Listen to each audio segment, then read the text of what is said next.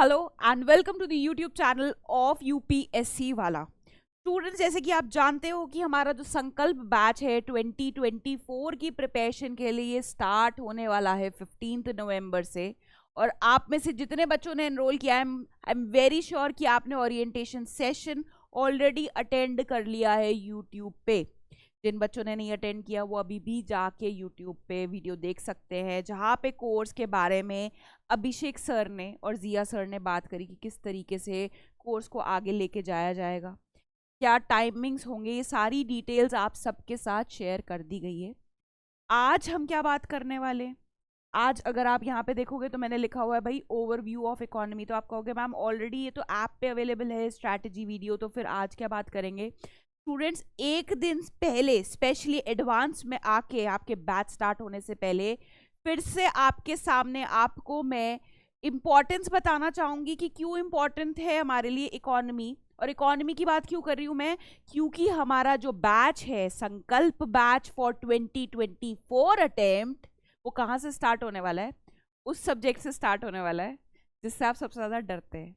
तो डरना नहीं है, इस यही बताने आई हूं मैं कि डरना तो है नहीं है सबसे पहली बात। क्योंकि टाइम एंड अगेन मैंने बताया है कि इकोनॉमी क्या सब्जेक्ट है। इकोनॉमी डिफिकल्ट सब्जेक्ट नहीं है, इकोनॉमी टेक्निकल है। अब टेक्निकल तो बहुत सारी चीजें होती है और उन टेक्निकल चीजों को लर्न करने की टेक्निक्स भी होती है। तो वही चीजें आपको थ्रू आउट दी बैच समझाई जाएंगी कि किस तरीके से हम चीजों को तोड़ के समझ सकते हैं, क्या क्या इंपॉर्टेंस है डिफरेंट डिफरेंट एस्पेक्ट्स की, किस पे कितना फोकस करना है, ये सारी बातें हम करेंगे बैच के अंदर। आज हम बात करेंगे कि इकोनॉमी क्यों इंपॉर्टेंट है। आई बिलीव, मुझे मुझे वैसे तो बहुत विश्वास है अपने बच्चों पे कि आप ऑलरेडी देख चुके होंगे स्ट्रैटेजी वीडियो, लेकिन जिन्होंने नहीं देखा तो फटाफट से एक बार रिवाइज कर लेते हैं क्योंकि कल से आपका जो बैच है वो स्टार्ट होने वाला है। एक दिन 24 घंटे का टाइम आपको फिर से मिल जाएगा सिलेबस को गो थ्रू करने का। चीज़ों को जितनी बार आपके सामने दोहराऊंगी उतना ज़्यादा आपको एब्जॉर्ब होंगी, उतना ज़्यादा रिटेन होंगी। तो आज हम एक बार फिर से इकोनॉमी का ओवरव्यू ले लेते हैं कि जो हमने पढ़ना है हमारे यूपीएससी एग्जाम के लिए उसमें क्या क्या चीज़ें हैं, क्या क्या चीज़ों पे हमें फोकस करना है, प्रीलिम्स का क्या सिलेबस है, मेंस के लिए क्या दिया हुआ है। तो मुझे पता है आपको पता है, लेकिन quickly we will see. Prelims में देखो, प्रीलिम्स में यूपीएससी ने क्या मेंशन किया हुआ है, बहुत थोड़ी सी चीज़ें मेंशन करी हुई है यूपीएससी ने, which is economic and social development, sustainable development, poverty inclusion, demographics, social sector initiatives. वही जो आपकी स्कीम हो गई प्रधानमंत्री जन धन योजना, फसल बीमा योजना, तो सोशल सेक्टर इनिशिएटिव्स वो होते हैं। ठीक है, तो आज के बाद अगर आप कहीं भी ये वर्ड पढ़े what is social sector initiatives, वही स्कीम्स जिनको आपको रट्टा मारना है। रट्टा मारने के भी तरीके होते हैं, वो भी आपके साथ बताए जाएंगे, बिल्कुल शेयर करे जाएंगे। तो सिलेबस को मैंने ब्रॉडली ये देखो आपके लिए लिख दिया है, बट क्या ये सिलेबस कंप्लीट है अपने आप में? क्या इतनी सी चीज़ है, ये जो 5 या 6 टॉपिक मेंशन है विच इंक्लूड्स इंक्लूजन, डेमोग्राफिक्स, ये पढ़ ले तो हमारा प्रीलिम्स निकल जाएगा? The answer is no, obviously, क्योंकि इससे बहुत ज़्यादा चीज़ें आती हैं हमारे प्रीलिम्स में। कितने क्वेश्चंस आते हैं उस पर भी आएंगे। अभी आप ये समझ लो कि बहुत ज़्यादा चीज़ें, बहुत ज़्यादा दूसरे टॉपिक्स भी आते हैं, जिसमें से one of the most prominent topic is banking. तो आप कहोगे मैम यहाँ तो मेंशन नहीं है, फिर हम अपना सिलेबस कहाँ से डिराइव करें? बैंकिंग है, इन्फ्लेशन है, एक्सटर्नल सेक्टर है, वो यहाँ मेंशन क्यों नहीं है मैम? ठीक है ना, उसके लिए हमको क्या देखना होगा भाई? अब यूपीएससी की कमी तो निकाल नहीं सकते, उनसे रूस के तो बैठ नहीं सकते, गुस्सा होके बैठ नहीं सकते कि आपने यहाँ तो मेंशन किया नहीं, अब वहाँ पे कैसे दे दिया आपने। कोई बात नहीं, कोई बात नहीं, वो कहेंगे ना आपको है ना आपकी मैम हेल्प करने के लिए।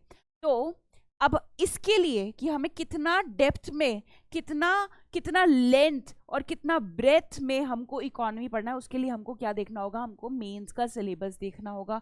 अगर मेंस की सिलेबस की बात करें तो कौन सा पेपर? पेपर 4, ठीक है ना, पेपर 4 जिसको GS3 भी बोलते हैं। ठीक है ना, तो GS3 ये वर्ड्स आपको मैं बार बार क्यों रिआइट्रेट करती रहती हूँ? कल जो मैंने जहाँ पे इकोनॉमी न्यूज़ का कंपाइलेशन लिया था संडे को, आई बिलीव आपने वो वीडियो देख लिया हो। ठीक है ना, मैं बार बार GS3 इसलिए बोलती रहती हूँ ताकि आपको याद हो जाए। कल को कोई टीचर बोले कि भाई GS2 में पॉलिटी है और GS3 में इकोनॉमी है, या आपसे पूछ ले तो आपके सामने ये नहीं होना चाहिए, आप बिल्कुल ऐसे डेज्ड और कंफ्यूज नहीं दिखाई देने चाहिए। यू शुड नो कि भाई हमारा जो इकोनॉमी सब्जेक्ट है GS3 में आता है, दैट इज पेपर 4 है ना। और फिर GS4 जो हमारा GS4 है वो क्या है, एथिक्स है। तो कंफ्यूज नहीं होना, paper 4 and GS3 is one of the same thing. तो उसमें इकोनॉमी से रिलेटेड क्या चीजें मेंशन है, इट सेज कि आपको पढ़ना है इंडियन इकोनॉमी और उससे इश्यूज रिलेटेड टू प्लानिंग। भैया आज तक प्लानिंग में ऐसा तो है नहीं है परफेक्ट प्लानिंग हुई थी। जब जब इंडिया को आज़ादी मिली थी, कब मिली थी आज़ादी, 1950 में नहीं, 1947 में आज़ादी मिली थी। तो उस टाइम जिस हिसाब से प्लानिंग करी जाती थी, जो गोल्स एंड ऑब्जेक्टिव्स होते थे, वो डेफिनेटली बहुत डिफर करते हैं, क्योंकि उस टाइम का इकोनॉमिक सिनेरियो, आर्थिक जो व्यवस्था थी, जो हमारी कंडीशंस थी, वो बहुत डिफर करती थी। तो उसी से रिलेटेड क्या प्लानिंग में उस टाइम फ्लॉज थे, क्या अच्छी बातें थी, ये सारी बातें।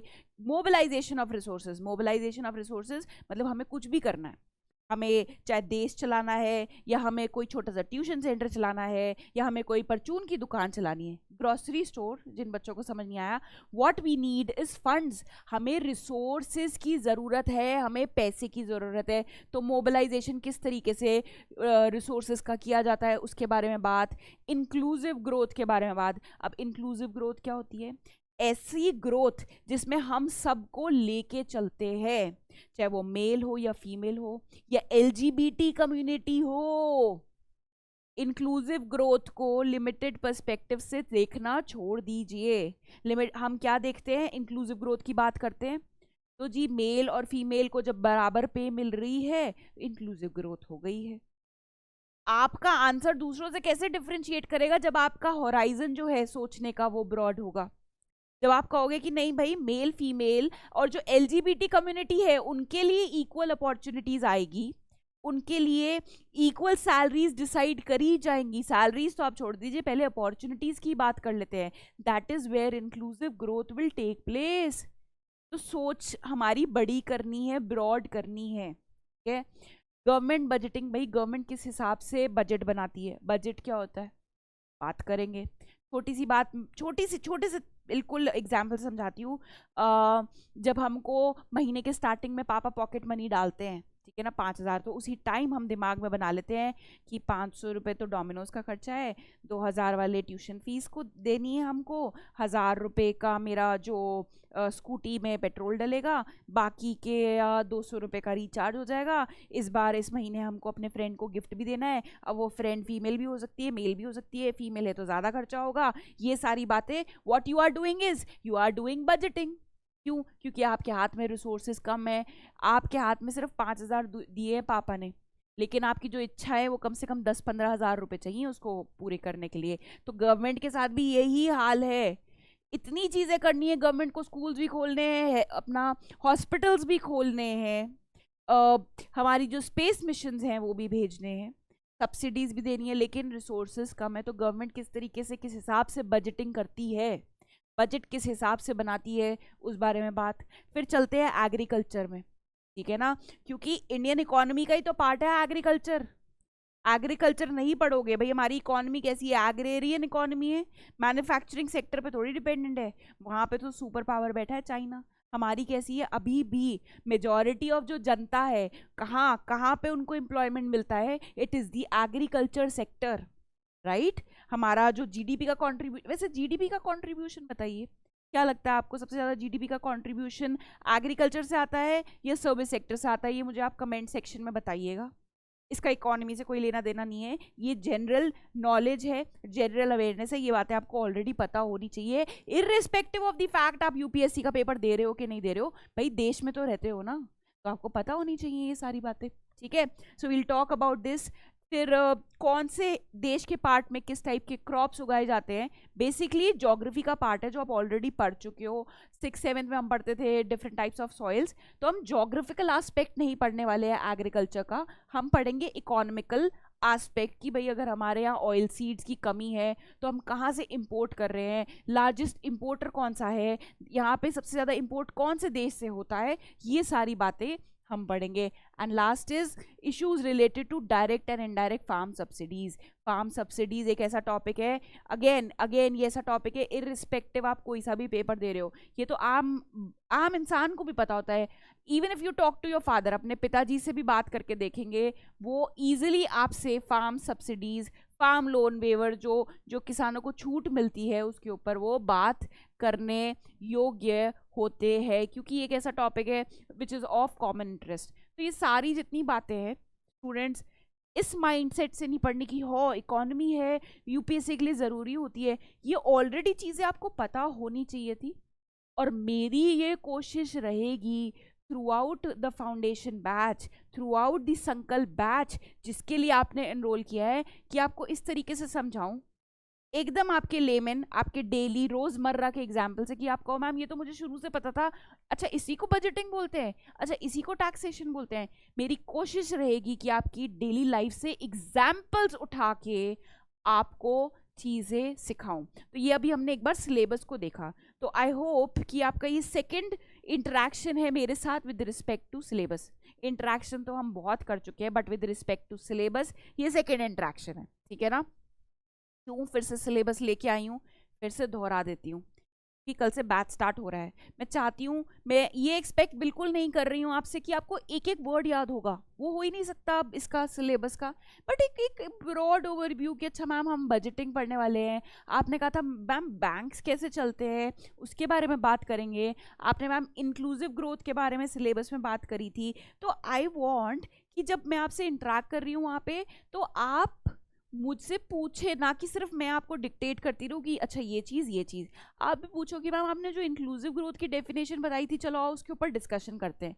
तो इस तरीके से मैं चाहती हूँ कि आप लोगों के साथ जो क्लास का मोमेंटम हो वो बिल्ड हो। तो उसके लिए जब तक आपको सिलेबस नहीं पता होगा कैसे बिल्डअप होगा, so you have to be very patient in the class, you have to be very receptive. आपको सुनना है, समझना है कि क्या कह रहे हैं। अगर हम एफर्ट डाल के फिर से आपके लिए ये वीडियो मैं आपके साथ डिस्कस कर रही हूँ सिलेबस, दैट मीन्स कि सिग्निफिकेंस होगा ना इसका, ठीक है। चलो सिलेबस डिस्कस कर लिया, फिर लैंड रिफॉर्म्स इन इंडिया, ठीक है ना। एलपीजी पॉलिसीज, ये नाम हम सब ने सुने कि एलपीजी हुआ था, लिबरलाइजेशन, प्राइवेटाइजेशन, ग्लोबलाइजेशन 1991 में। अब इसको डिटेल में पढ़ने की बारी आ गई है। प्रीलिम्स में इससे क्वेश्चन यूजुअली नहीं आएगा। क्वेश्चन कहाँ से आएगा, क्वेश्चन आपको मेंस में मिलेगा। May be they will ask कि भाई जो एलपीजी पॉलिसीज लाई गई थी, क्या टाइम आ गया है एलपीजी 2.0 लाने का, या उनमें क्या कमियां रह गई थी जो आपको लगती है। तो बट जब तक आपको समझ नहीं होंगी तब तक आप क्या नहीं अटेम्प्ट कर पाओगे। और स्टूडेंट्स क्या करते हैं, सिलेबस को ना समझने की कभी कोशिश ही नहीं करते, फिर एंड में आते हैं कि मैम समझ नहीं आ रहा कितना डेप्थ में जाना है।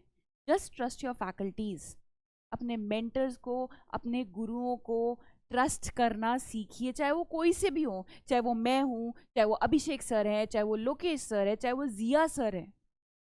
अपने गुरुओं पे थोड़ा सा विश्वास रखिए और हर एक की राय लेना बंद कर दीजिए। एक को गुरु मान लीजिए, एक को गुरु मानना है, ठीक है ना। आप अपने, जब हम अपने वेद पुराणों में भी देखते हैं तो वहाँ पे भी जितने भी हमारे हीरोज थे उस टाइम के, चाहे वो अर्जुन थे, चाहे वो कर्ण थे, सबके एक ही गुरु होते थे, ठीक है ना। क्योंकि अगर आप बहुत सारे गुरुओं की सुनोगे तो रास्ता और मार्गदर्शन तो सब करेंगे। देखिए मंजिल एक है, रास्ते बहुत सारे हैं उस तक पहुंचने, तो सबकी अपना रास्ता है पहुंचने का, ठीक है। अगर आप सारे रास्तों पे चलोगे आप कभी पहुंच ही नहीं पाओगे, आपको एक रास्ता चुनना है। इसलिए एक फैकल्टी को, एक कोई सीनियर हो सकता है, वो आपका दोस्त हो सकता है, कोई एक्सपीरियंस पर्सन हो सकता है, उसको उसकी बात सुनिए, उसी की स्ट्रैटेजी दिलो जान से मानिए और उस पर अमल करने की कोशिश कीजिएगा। ये एज अ फ्रेंड और as an experience UPSC aspirant बता रही हूँ, क्योंकि एक टाइम में मैं भी यूपीएससी एस्पिरेंट रही हूँ, मैंने भी गलतियां करी और मैं नहीं चाहती वाली गलतियां आप लोग करो, ठीक है। चलो अब हमने देखा सिलेबस, ठीक है। तो उसी को मैंने यहाँ पे, मेरे को लगा था कि आपको शायद अगर दिखेगा नहीं, मतलब अगर छोटा छोटा फॉन्ट है तो उसको मैंने अच्छे से यहाँ पे बड़ा करके लिख दिया है, ठीक है। नथिंग मोर इज रिटन, वही चीज़ लिखी हुई है, ठीक है। Now we will talk about the, हम किस तरीके से सिलेबस को बाइफरकेट करके पढ़ेंगे। तो सिलेबस को हमने बेसिकली 12 ब्रॉड पिलर्स में डिवाइड किया है, ठीक है ना। तो ये वाला पार्ट हो गया हमारे जो फंडामेंटल्स हो गए, इसमें थोड़े कॉन्सेप्चुअल क्वेश्चंस बनते हैं। फंडामेंटल्स ये बहुत ज़रूरी है आपके लिए। बेसिक्स ऑफ माइक्रो इकोनॉमिक्स से स्टार्ट करेंगे, फिर नेशनल इनकम पे जाएंगे, बैंकिंग के बारे में बात करेंगे, बैंक्स किस किस प्रकार के होते हैं, नॉन बैंक्स क्या होते हैं, इंडिया का जो सेंट्रल बैंक है उसका क्या फंक्शन है, क्या रिस्पॉन्सिबिलिटीज़ हैं, क्या ड्यूटीज़ है, क्या उसके बारे में कॉन्स्टिट्यूशन में कुछ लिखा हुआ है या नहीं। फिर बैंक से रिलेटेड एक बहुत इंपॉर्टेंट टॉपिक है मॉनेटरी पॉलिसी, उस पर जाएंगे। सिलेबस के बारे में ऐसा नहीं है कि कल क्लास में बात नहीं करने वाले। डेफिनेटली जो हमारी फर्स्ट क्लास होगी जिसको ओरिएंटेशन क्लास कहते हैं, वो एक बात तो सबसे पहले बहुत इंपॉर्टेंट इन्फॉर्मेशन देने वाली हूँ, ठीक है। सबसे पहली बात, very good news for everyone कि जो फर्स्ट क्लास है it is free for all, सबके लिए फ्री है, मोस्ट वेलकम है। आप आइए, ओरिएंटेशन सेशन अटेंड कीजिए, समझिए हमारे जो यूपीएससी वाला है, फिजिक्स वाला है, उसकी पेडागॉगी को समझिए कि किस तरीके से हम रिजल्ट ओरिएंटेड अप्रोच रखते हैं, हम रिजल्ट देने में विश्वास रखते हैं। इस स्ट्रैटेजी को आके समझिए। इसलिए जो फर्स्ट क्लास है संकल्प बैच की इकोनॉमी की, वो हर एक स्टूडेंट के लिए फ्री है, ठीक है। फिर हम बात करेंगे इन्फ्लेशन की, balance of payment, external sector, financial markets. तो इसको और डिटेल में जैसे जैसे सिलेबस में आएगा तो वहाँ तो हम बात करेंगे ही करेंगे, प्लस कल फर्स्ट क्लास में भी बात करने वाले हैं। Then comes to Indian agriculture, industry, infrastructure create हो रहा है ना, पोर्ट्स होते हैं, मतलब सी पोर्ट्स हो गए, एयरपोर्ट्स हो गए, वाटरवेज डेवलप हो रहे हैं। ये चीज़ें आपको मैं अगेन कह रही हूँ, एकदम से सब आप कहोगे मैम नहीं समझ आ रहा क्या, बस सुन लो ना, हम नॉर्मल बातें ही तो कर रहे हैं। आपको पता है एयरपोर्ट डेवलपमेंट हो रहा है, सी पोर्ट्स हम डेवलप करने की कोशिश कर रहे हैं, वाटरवेज नदियों में हम कार्गो शिप्स चलाने की कोशिश कर रहे हैं जो बोट्स होती हैं, ठीक है ना। पावर्टी, गरीबी के बारे में, गरीबी रेखा के बारे में, ग्रोथ एंड डेवलपमेंट, ये सारी बातें हम टच अपॉन करने वाले हैं, ठीक है ना। अब बात करें, बहुत बच्चों ने कल ओरिएंटेशन सेशन में एक्चुअली जो संडे को हुआ था उसमें मैं नहीं थी, बिकॉज कुछ पर्सनल रीजंस थे, कुछ फैमिली इमरजेंसी थी। तो कल क्या हुआ था कि जिया सर ने आके आपको बताया था कि इकोनॉमी जो है वो लेंगे, वो भी लेंगे और मैं भी लूँगी। आप ऐसे कैसे सोच सकते हो कि मैं नहीं लूँगी, क्या मैं आपको छोड़ सकती हूँ? नहीं। आप लोगों ने वहाँ पे काफ़ी सारे मैसेजेस भी किए कि नान की मैम होनी चाहिए, नान की मैम लाओ। अरे सुन तो लेते जिया सर की बात, जिया सर भी हैं, मैं भी हूँ। तो ये वाला जो पोर्शन है सिलेबस का, ये मैं लेने वाली हूँ आपका, मतलब नान की Baweja will be taking basics of micro economics, banking, inflation, external sector, financial markets. यहाँ से इंडियन एग्रीकल्चर, इंडस्ट्री, इंफ्रास्ट्रक्चर, यहाँ से आपका जो हाथ पकड़ेंगे वो जिया सर हैं। क्योंकि मेरे से बेहतर अगर मैं अपनी बात करूँ तो मेरी भी प्रिपरेशन, देखिए सबके कुछ ना कुछ स्ट्रॉन्ग पॉइंट्स होते हैं, वीक पॉइंट्स, तो यहाँ से आपका हाथ पकड़ने वाले हैं जिया सर। उनकी नॉलेज आपको इस एरिया में जो मेंस के लिए सबसे ज़्यादा इम्पॉर्टेंट है, वो आपकी जो बोट है यहाँ पे सेल कराएंगे अपनी एक्सपर्टीज, ठीक है। तो ये हो गया सिलेबस का बाइफर्केशन। कल ओरिएंटेशन सेशन जो सबके लिए फ्री है, उसमें भी आपको मैं और जिया सर दोनों मिलेंगे। उसके बाद जो क्लास स्टार्ट होगी, I will be taking up from the micro economics, क्योंकि बेसिक क्लियर कराना, मेरी क्लास में बेसिक क्लियर किए बिना आना अलाउड नहीं है। चाहे आप मुझे स्पैम करो उसके बाद, चाहे जो मर्जी बोलो, बट अगर आपने मेरी क्लास में बेसिक्स क्लियर करे बिना आ रहे हो, then it does not make a sense. मैं आपको खुद ही बोल दूंगी, आपको आने की जरूरत नहीं है, आराम से रिकॉर्डेड लेक्चर दे, ठीक है। चलो बात करते हैं कि नंबर ऑफ क्वेश्चंस का ट्रेंड क्या रहा है, क्या इकोनॉमी पे इतना इम्पोर्टेंस या इतना ध्यान देना या इतना टाइम स्पेंड करना ज़रूरी है या नहीं है, या अब चल जाएगा इसके बिना काम। ये देखिए ग्राफ अपने आप आपको जवाब देगा इस बात का। इफ़ यू सी 2016 में 29 क्वेश्चंस, फिर 2017 में 25, 2018 में 25, 2019 में 27, 20 में 21, 2021 2021 में 14 क्वेश्चंस एंड उसके बाद 2022 में 15 क्वेश्चंस आए थे।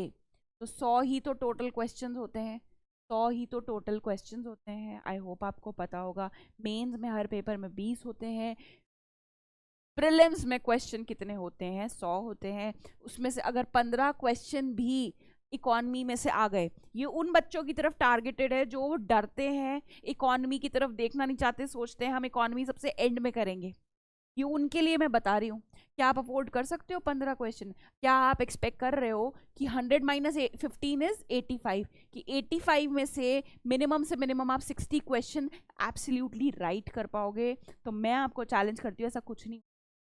You can not escape economy, that is indispensable part of your preparation of the UPSC exam. अब आप चाहे हंस के पढ़ो चाहे रो के पढ़ो, इच्छा आपकी है, ठीक है। चलो, सो ये नंबर ऑफ क्वेश्चंस हो गए प्रीलिम्स में, number of question in mains में, ठीक है ना। तो फिर से GS3 याद हो गया ना, GS3 और GS3 अब नहीं भूलने चाहिए, ठीक है। तो GS3 की बात करें तो 4 और 4, नाउ व्हाट इज दिस 4 और 4? 4 क्वेश्चन आएंगे आपके 10 मार्क वाले, याद रखना है। 4 क्वेश्चन आएंगे आपके 15 मार्क वाले, ठीक है ना। यहाँ पे मिक्स होगा आपकी जो कोर इकोनॉमी है। Now what is this core economy? जो हमारा banking sector, inflation, monetary policy plus agriculture. कौन सा वाला एग्रीकल्चर? जो इसका इकोनॉमी एस्पेक्ट है, ज्योग्राफी वाला एग्रीकल्चर नहीं। तो यहाँ पे इन दोनों का कॉम्बिनेशन, और जो 4 क्वेश्चंस 15 मार्क के आएंगे उसमें भी कोर इकोनॉमी प्लस एग्रीकल्चर का ब्लेंड आएगा, ठीक है जी। तो 8 क्वेश्चन, कितने में से? फिर से वाली बात आ गई, 20 में से 8 क्वेश्चन कहाँ से आ रहे हैं? इकोनॉमी।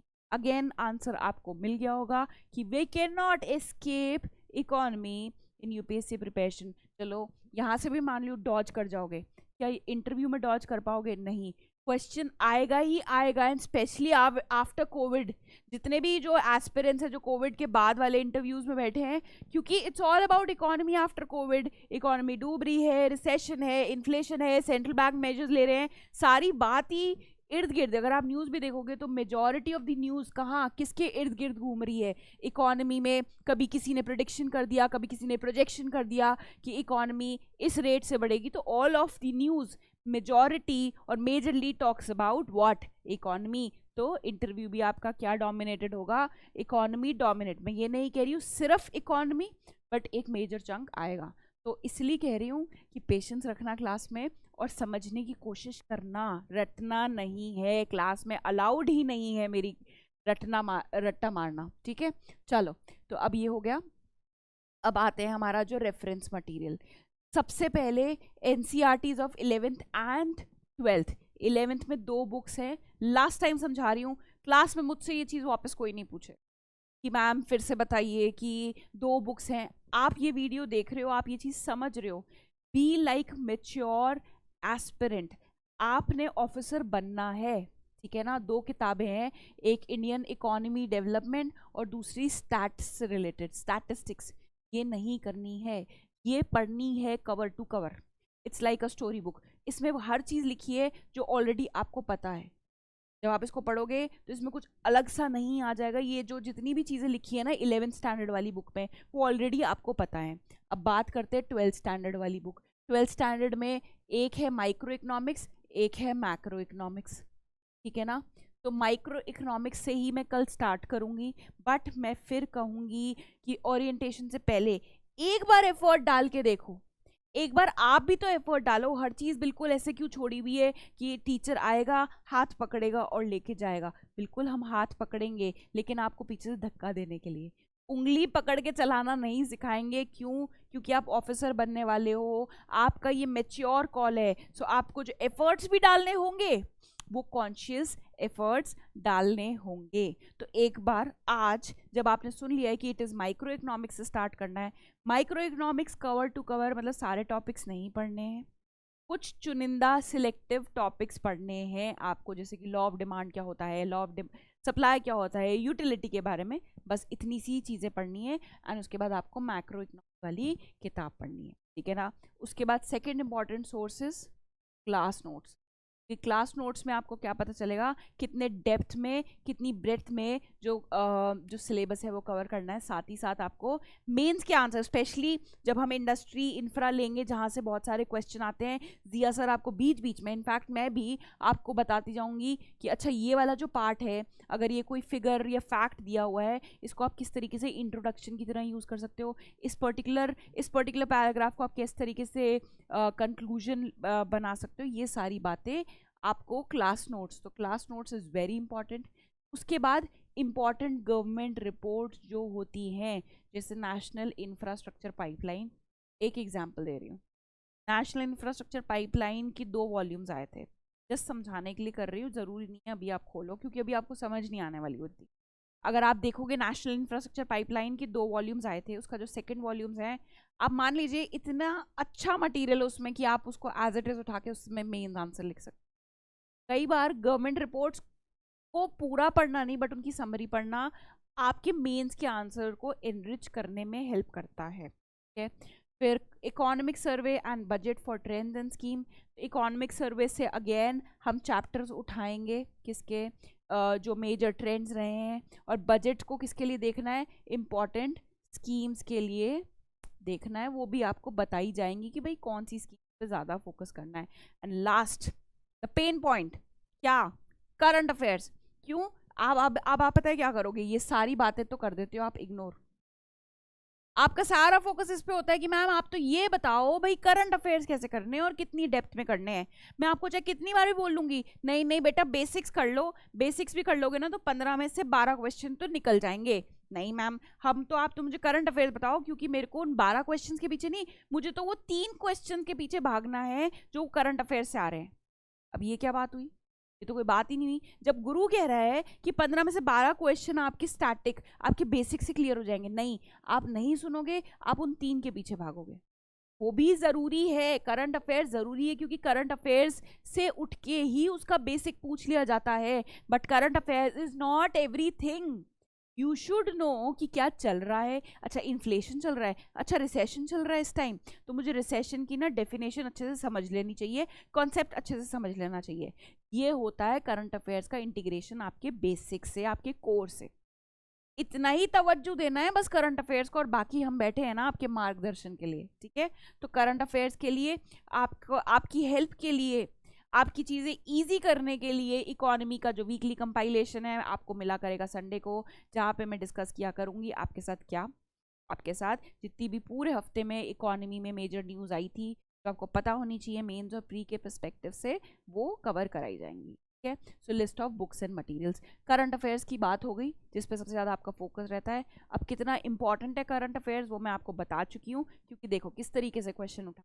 एग्जाम्पल देती हूँ, देखिए ये क्वेश्चन जो है 2021 में आया था। हाँ, तो it talks about economic recession. अब आपको क्या लगता है इकोनॉमिक रिसेशन के बारे में क्या पूछा हुआ है, का बेसिक ही पूछा हुआ है कि भाई क्या स्टेप्स लेगी government at the time of economic recession. And now why do you think कि इकोनॉमिक रिसेशन पे क्वेश्चन आया है, क्यों, क्योंकि पोस्ट कोविड के बाद से इकोनॉमी 2 ही तो प्रॉब्लम से जूझ रही है, one is inflation and the other is recession.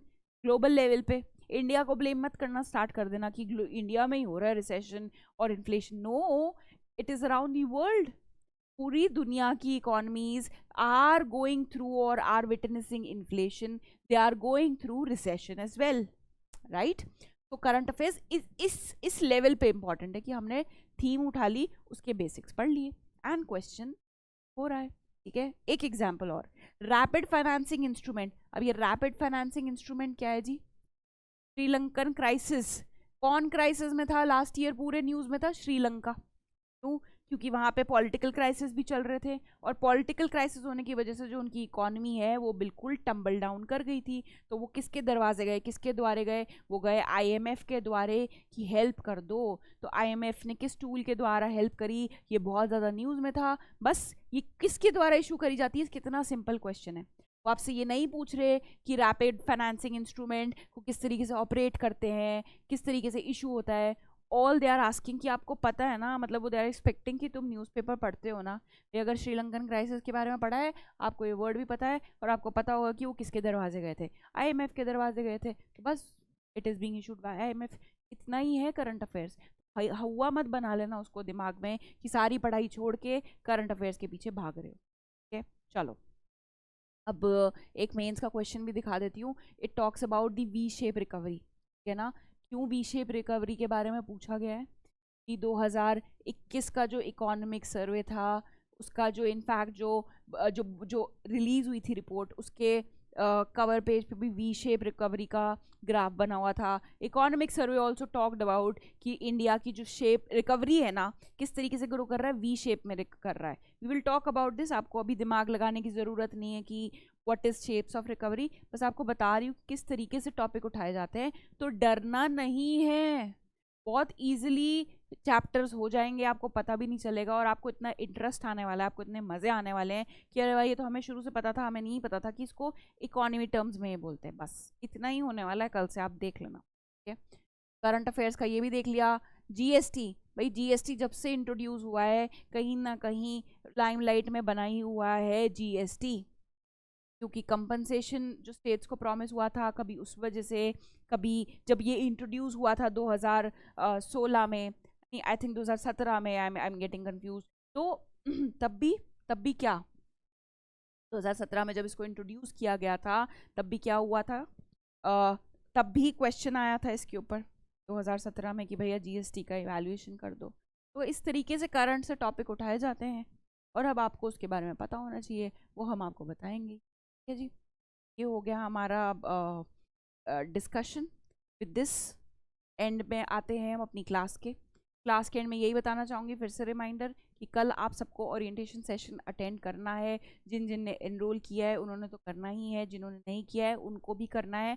आइए पढ़ के देखिए कि यूपीएससी वाला जो फिजिक्स वाला है उसका क्या स्टाइल है चीज़ों को समझाने का, चीज़ों को तोड़ के सरल भाषा से रिजल्ट जनरेट करने का।